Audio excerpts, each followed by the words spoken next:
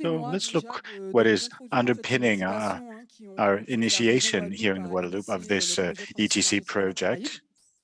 So firstly, something that we are faced with and that the islands in the Caribbean are faced with, this is energy dependence upon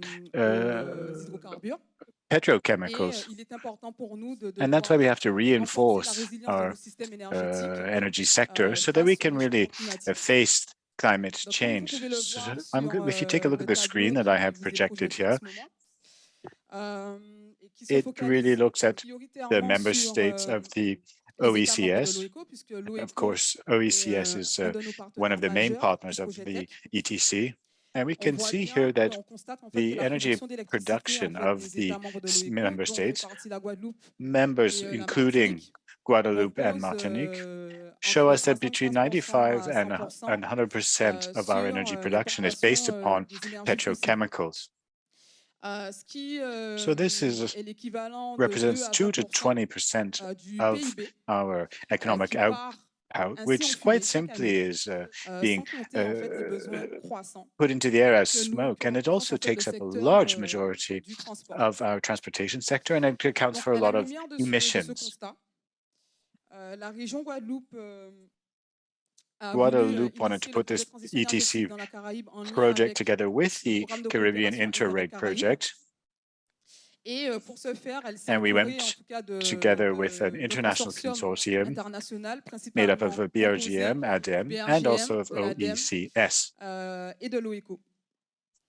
This ETC project is part of a continuing endeavor that my colleague, Mr. Jonathan Muller from ADEM spoke about.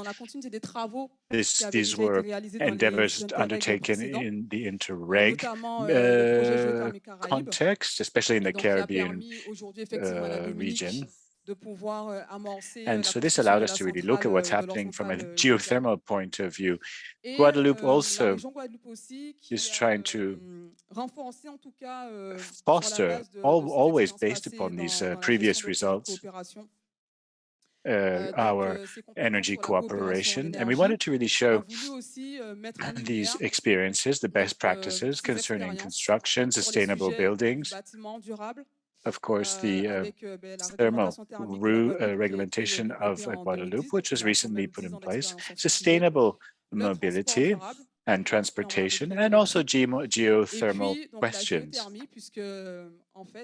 We have the only geothermal energy plant in the region, which has been going on for 30 years. It's called Obillante.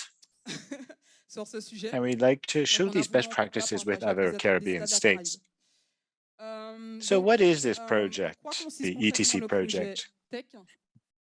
In simple terms, we're trying to share the best practices that we've been able to see in energy management, sustainable energy, energy efficiency, and we're talking about construction, transportation, geothermal here. So it started in 2009. We put together with other members a few tools.